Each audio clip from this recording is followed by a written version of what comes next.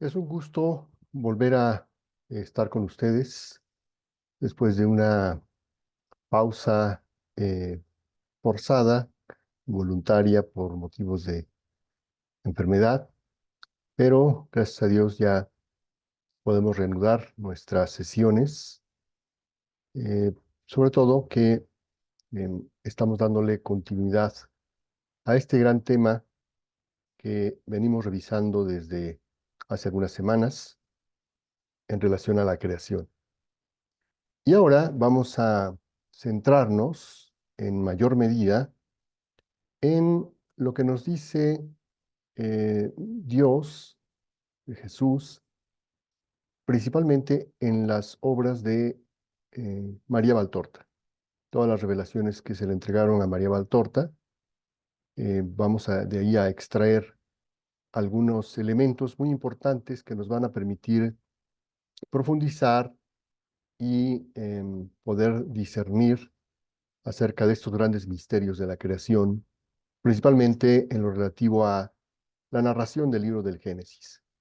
Así es que sin más dilación, vayamos directo a entrar en materia.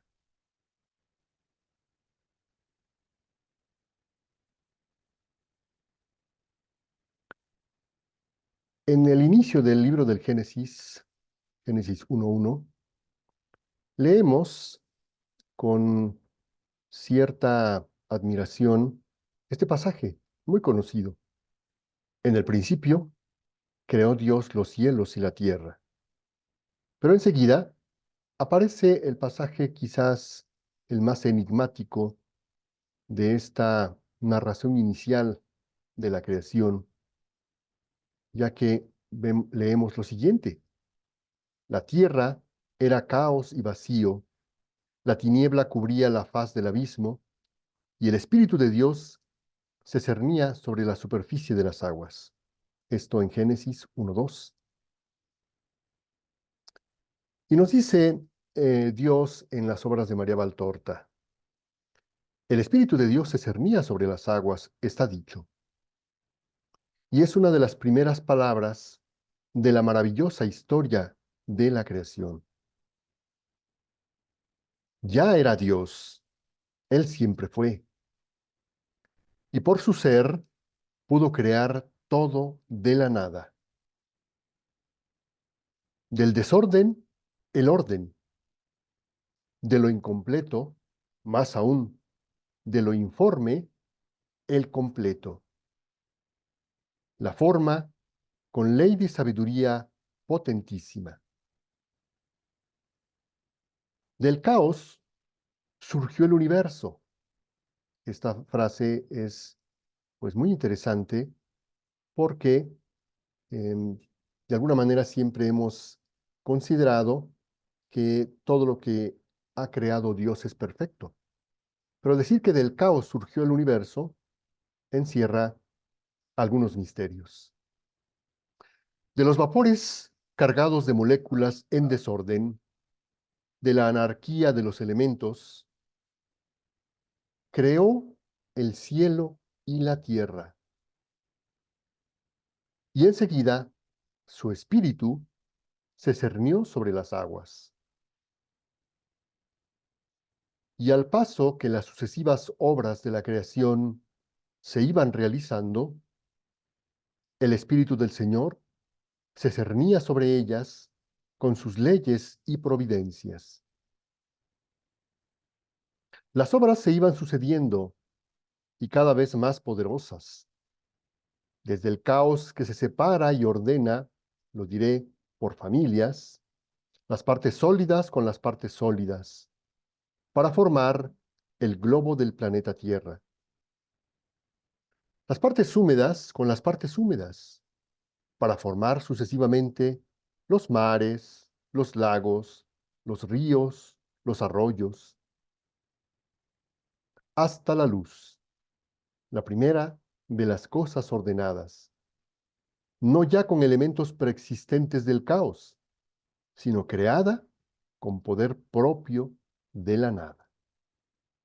Aquí es muy interesante cómo hace énfasis en que la luz no requirió ninguno de estos elementos que formaban este caos, que a su vez, una vez que se ordena todo ese caos, da como resultado el orden, el globo terráqueo, con todos sus elementos como lo conocemos. Pero de la luz nos dice Dios nuestro Señor, en esta obra de María Valtorta, que no necesitó elementos preexistentes del caos.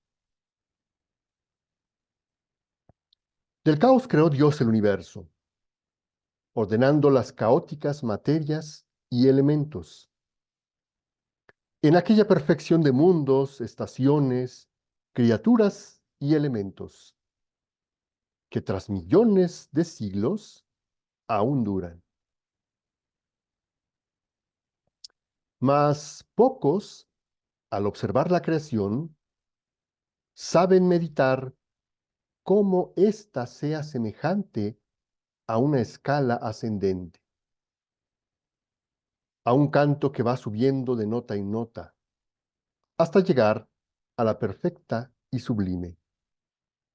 Y sabemos que en lugar de esto, la ciencia humana ha quitado a Dios de en medio y ha argumentado toda una serie de teorías fantásticas, inverosímiles, acerca de lo que es la creación en realidad, pero que el hombre simplemente la ha planteado como la evolución, como un naturalismo ateo que niega a Dios y que todo fue producto del azar.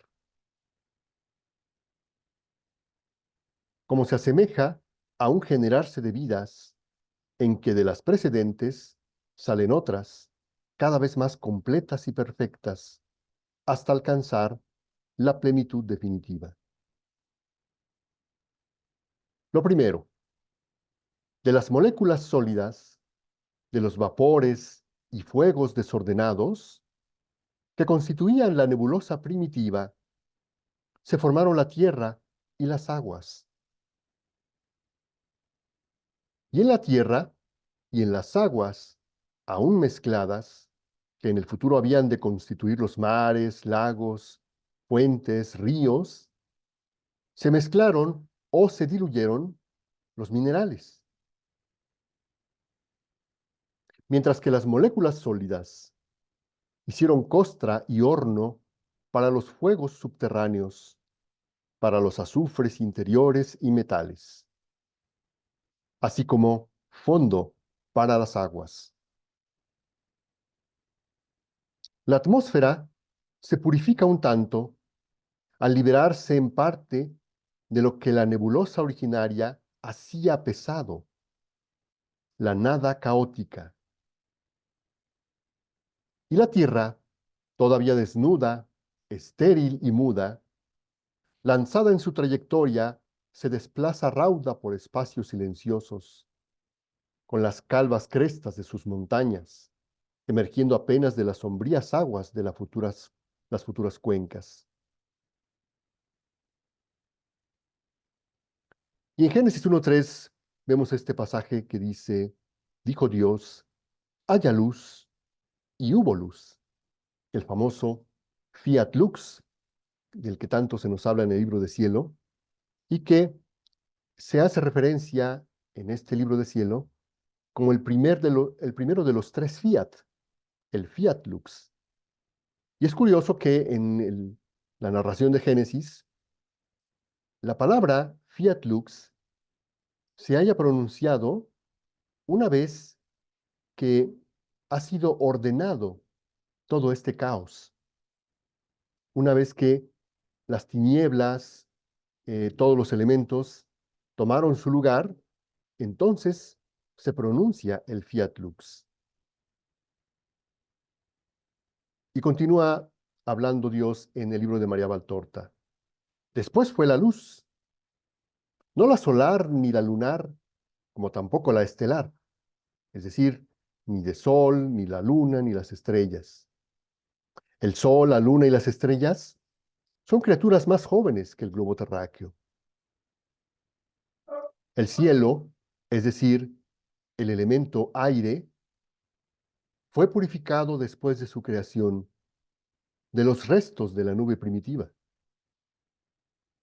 Y los astros y planetas resplandecieron prestando con su fulgor elementos vitales al globo terrestre. Mas la luz fue antes que ellos, una luz propia, independiente de cualquier otro manantial, que no fuese el querer de Dios. Una luz misteriosa a la que sólo los ángeles vieron obrar maravillosas operaciones en favor del globo terráqueo. Porque ninguna de las cosas creadas por Dios es inútil, ni ninguna fue creada sin una razón de orden perfecto. Por eso, si fue la luz antes que los astros y los planetas, es señal de que la perfección con mayúscula estableció este orden creativo por motivos útiles y razonables. Después fueron el sol, la luna y las estrellas, porque la luz no existía, las tinieblas cubrían la faz del abismo, es decir, del caos en el que confusamente entrechocaban masas de vapores cargados de humedad, de gas y de moléculas.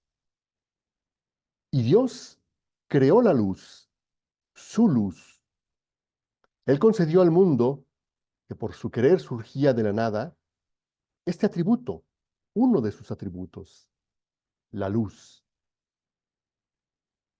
Dios es luz, el Padre de la luz y de las luces. Y a la tierra, noten que aparece con mayúscula, a la tierra, su primera criatura, le concedió y donó la luz. Aquí, por supuesto, que tenemos que hacer una exégesis, una interpretación, porque claramente el estilo o el género literario en que se está expresando esta idea es totalmente un género figurativo, un género literario que nos permite deducir que cuando aquí se está hablando de la tierra con mayúscula, se está hablando de una naturaleza material, una naturaleza material. Pero vamos a ver más adelante, al ir armando este rompecabezas, que está puesto a propósito el nombre de la tierra con mayúscula porque está simbolizando precisamente a la naturaleza humana de Jesús. Sabemos también que en el libro de Cielo, cuando se hace referencia a la encarnación, se nos explica que la encarnación ocurrió tomando de la tierra de María 5 gotas de su corazón purísimo. Pero se hace ese énfasis. Al decir la tierra de María, se quiere decir la naturaleza material, la naturaleza humana de María, que es un ser humano divino. Y asimismo aquí, al decir que a esta primera criatura, tierra, se está refiriendo claramente a la naturaleza humana de Jesús, que una vez que libremente, y ya lo hemos estudiado, este humano Jesús tuvo que elegir con su libre albedrío unirse a Dios, unirse al Verbo eterno, es cuando esta tierra se convierte en luz. Y en el libro de Cielo se reafirma esta idea cuando se nos dice, la materia de la luz se prestó al fiat divino en la creación para hacerle formar el sol, el cielo, las estrellas, el mar, materias todas en las cuales el fiat supremo resonó y fabricó la creación toda. Es decir, la luz que sabemos se habla ahorita, tal y como se mostró aquí se nos muestra en esta obra de María Valtorta, como una luz misteriosa. Bueno, resulta que esta luz misteriosa es algo que se crea es decir, algo que resulta de la unión de dos naturalezas, la naturaleza creada y la naturaleza increada. Por eso es que se habla de hágase la luz, fiat lux, porque es el momento en el que se unen estas dos naturalezas. En pocas palabras, el momento de la encarnación que sabemos que ocurrió desde el principio.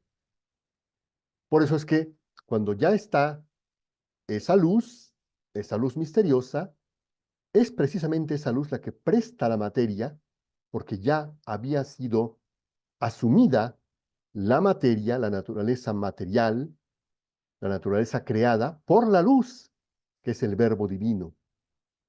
Y entonces no tenía ningún problema ya para prestar la materia a fin de que pudiera pronunciarse el fiat de la creación restante y formar todos los demás elementos, el sol, el cielo, las estrellas, el mar y todas las demás criaturas. En los evangelios sabemos que Jesús se presenta justamente como la luz. Vemos en este pasaje de Juan cuando leemos lo siguiente. De nuevo les dijo Jesús, yo soy la luz del mundo. El que me sigue no andará en tinieblas, sino que tendrá la luz de la vida. Juan 8:12. Y sabemos que también San Pablo, en su carta a los Colosenses, si bien no se refiere a Jesús como la luz, pero sí se refiere como la primera criatura creada. Cuando dice, el cual es la imagen del Dios invisible, el primogénito de toda criatura.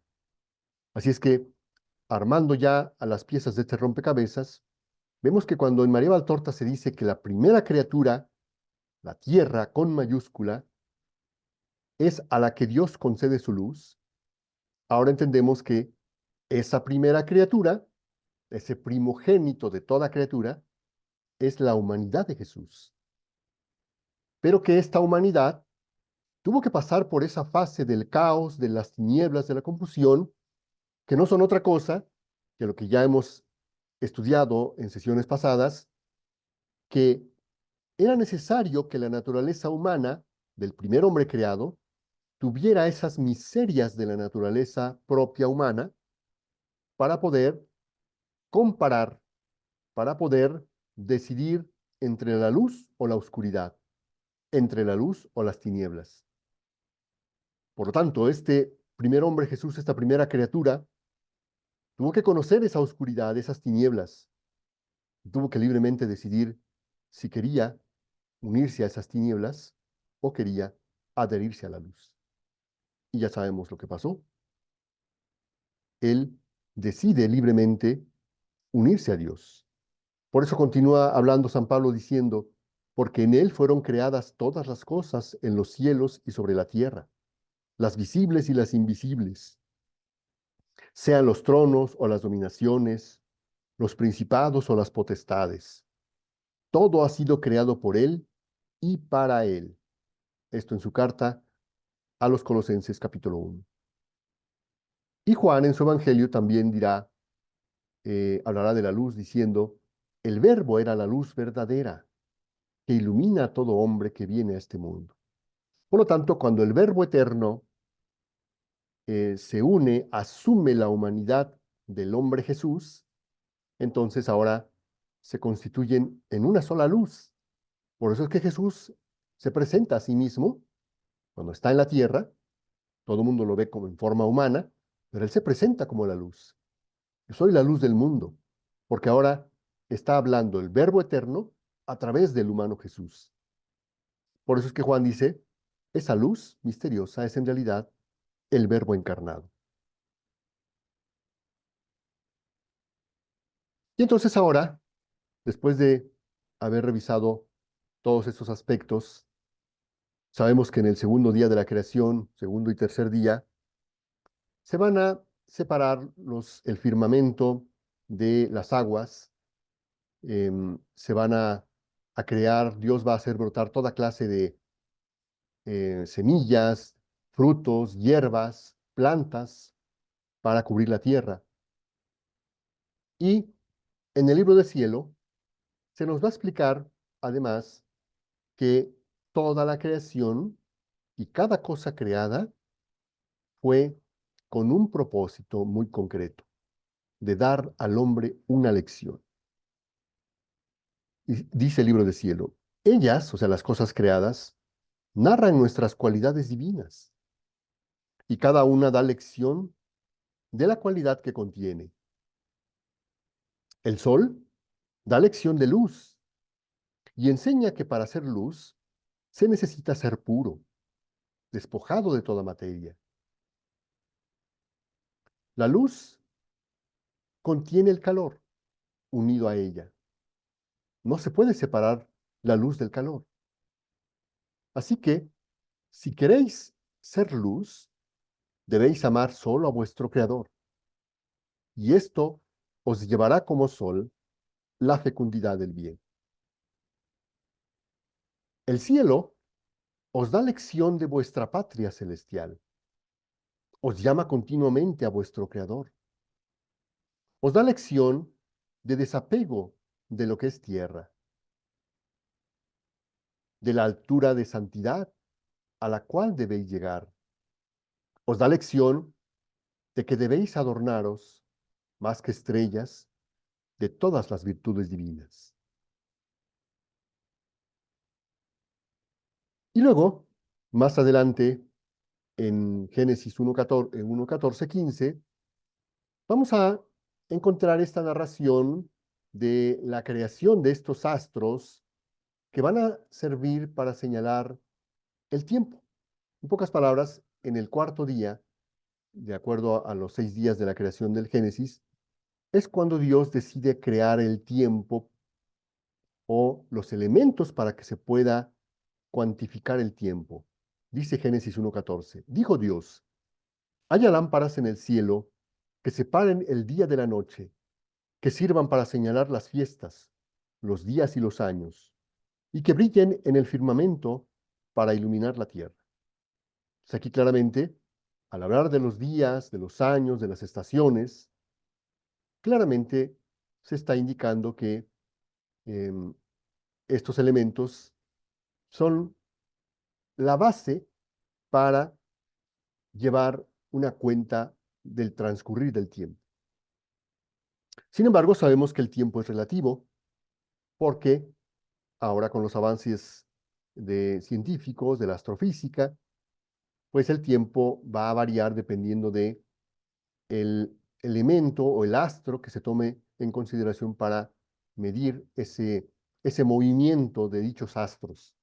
Así es que el tiempo es algo relativo en realidad. No se contarán los días en la misma forma como se cuentan en la Luna, en la Tierra o en algún otro planeta. Por lo tanto, el tiempo es algo relativo. Pero vamos a ver cuál fue el propósito de Dios para crear el tiempo.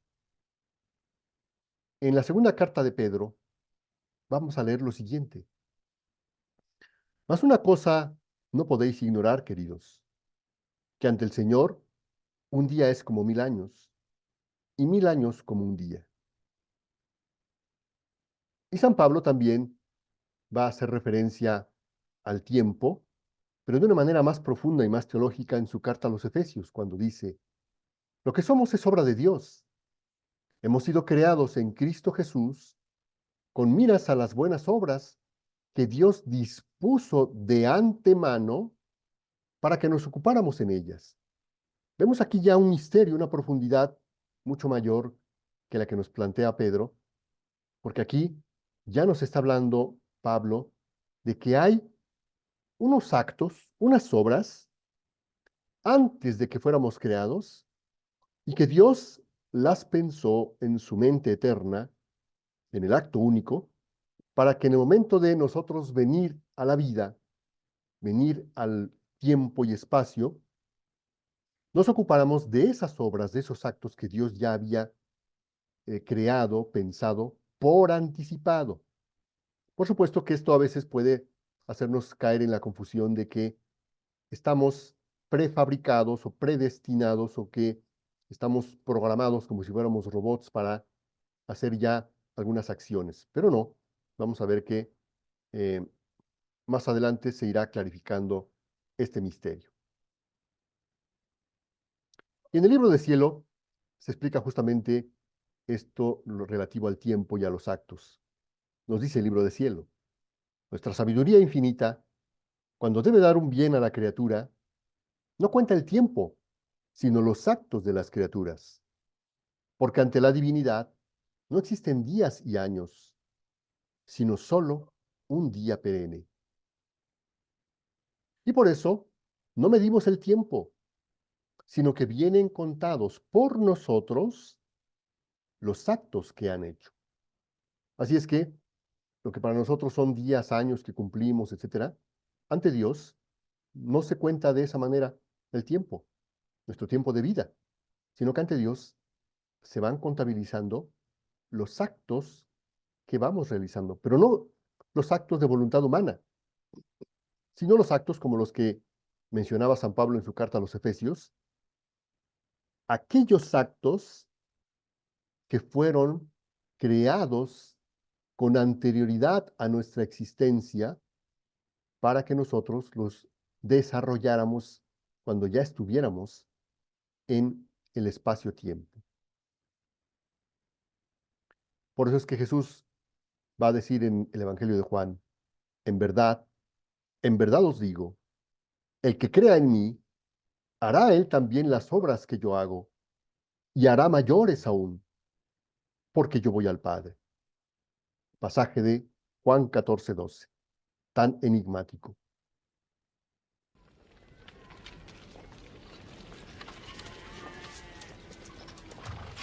También es como un hombre que al ausentarse llamó a sus siervos y les encomendó su hacienda.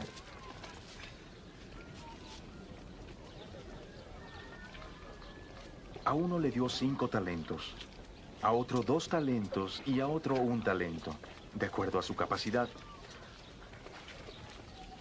Y luego se ausentó. El que había recibido 5 talentos se puso a negociar con ellos y ganó otros 5. El que había recibido 2 talentos ganó otros 2. El que había recibido 1 talento se fue, cavó un hoyo en la tierra y escondió el dinero de su señor.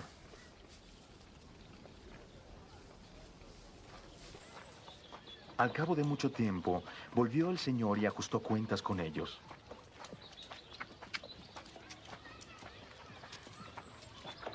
El que había recibido 5 talentos presentó otros 5. Señor, Le dijo. me entregaste 5 talentos. Mira, he ganado otros 5. Su señor le dijo. Bien hecho, buen y fiel siervo. En lo poco has sido fiel, al frente de lo mucho te pondré. El gozo de tu señor compartirás. El hombre de los 2 talentos también llegó. Señor, Le dijo. me entregaste 2 talentos. Mira, aquí tienes otros 2. Su señor le dijo. Bien hecho, buen y fiel siervo. En lo poco me has sido fiel. Al frente de lo mucho te voy a poner. El gozo de tu amo ven a compartir. Entonces llegó el que había recibido 1 talento. Señor, Le dijo. sé que eres un hombre duro, que cosechas donde no sembraste y que recoges donde no esparciste. Por eso temí. Así que fui a esconder tu talento en la tierra. Mira, aquí tienes lo que es tuyo. Su señor le respondió. Siervo malo y perezoso.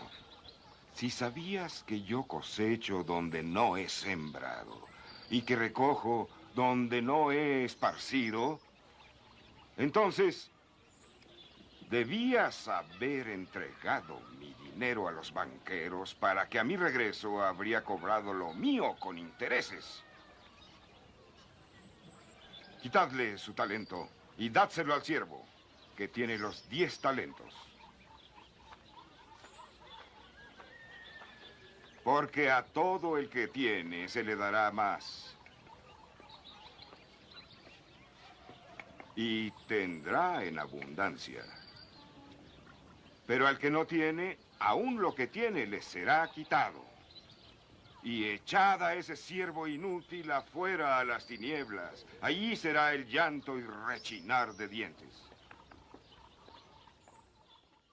Este pasaje muy conocido de la explicación que dan los evangelios, que sabemos nuestro Señor Jesucristo solía utilizar este recurso de la parábola, explicando con una analogía cómo es el reino de los cielos por medio de esta tan conocida parábola de los talentos, correlaciona perfectamente con la carta de San Pablo a los Efesios.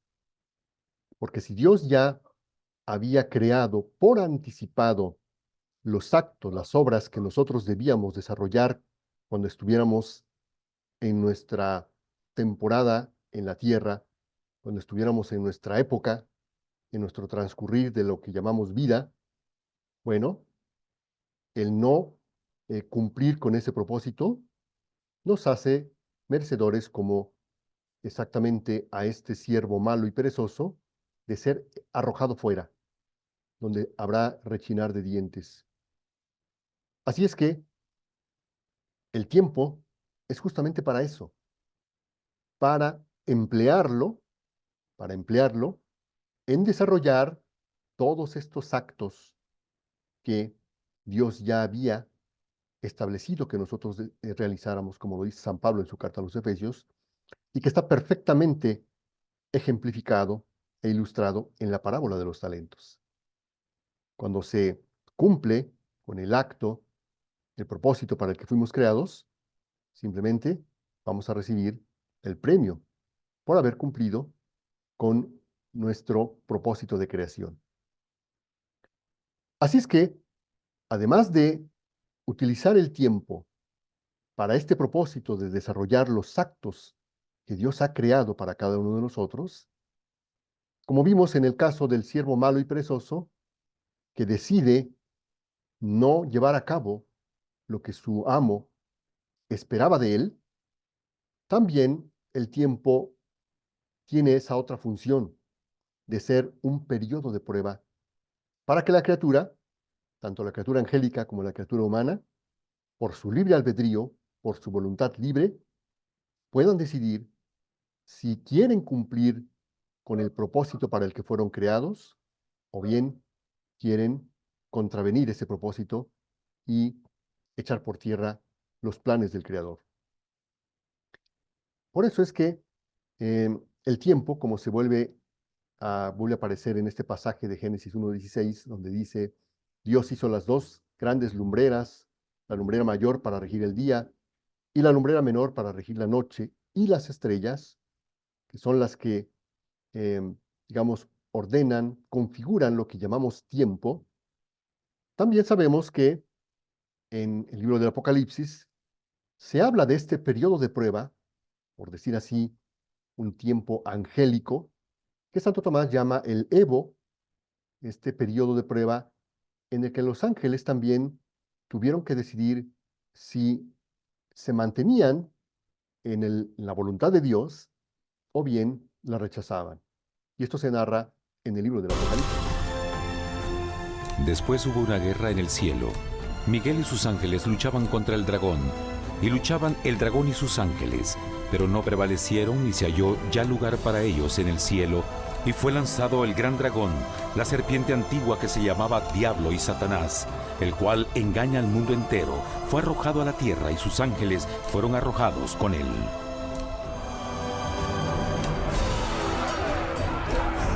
La Biblia no nos revela exactamente qué armas se usaron o cuánto duró este conflicto cósmico. Pero esta guerra fue como ninguna que los ojos mortales hayan visto jamás. Apocalipsis 12:4 nos dice que finalmente Lucifer y un tercio de los ángeles de Dios fueron físicamente expulsados del cielo.